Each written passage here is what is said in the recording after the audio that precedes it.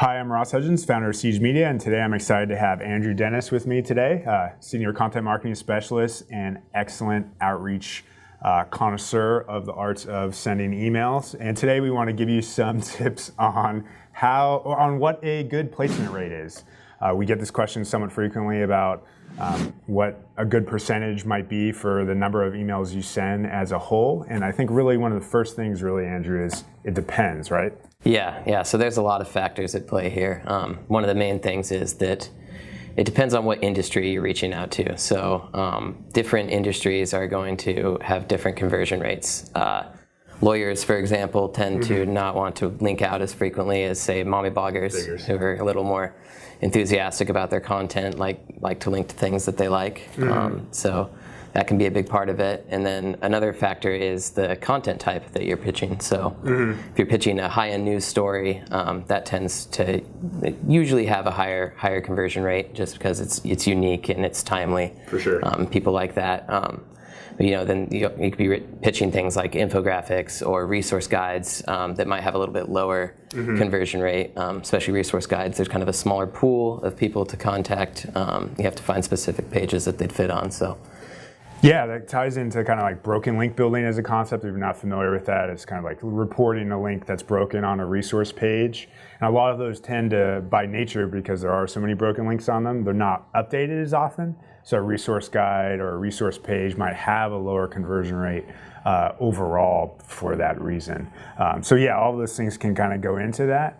I do think based on that kind of idea and thinking of it depends, I think thinking about outreach time generally, I think is maybe a better way of considering the performance of your campaigns versus just the placement rate. Because yes, placement rate is good, but really what you're trying to get is the outcome of a link. So if you spend more time customizing an email on average, but you get more placements, that's great, as opposed to the reverse, spending no customization and sending thousands. So I think thinking about it in that way might get you on the right path of thinking about the performance of what you're doing. Yeah, and I mean, there's definitely a point in time, you're talking about time spent, where personalization has a diminishing return, where you want to personalize, but if you're taking forever to send each one of your emails, you're not going to be able to send enough emails at the end of the day to get the links that you want. So yeah, I mean, I think that goes back to one of the things I was going to touch on was I don't think necessarily high placement is always something to be super proud of. It's like you might see people brag, oh, I got 20% placement rate, but you probably spend a ton of time to get those placements overall. Really what you should brag about is the outcomes, not the placement rate. Of course they relate in some way, but they're not necessarily the end game. What the end game is the outcome. Yeah.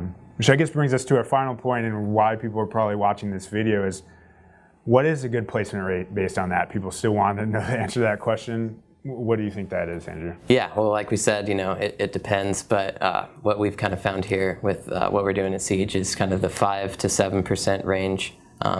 Usually is kind of tells you you're on track with the time spent that you're spending on your emails and the fact that your emails are effective and you're converting those into links.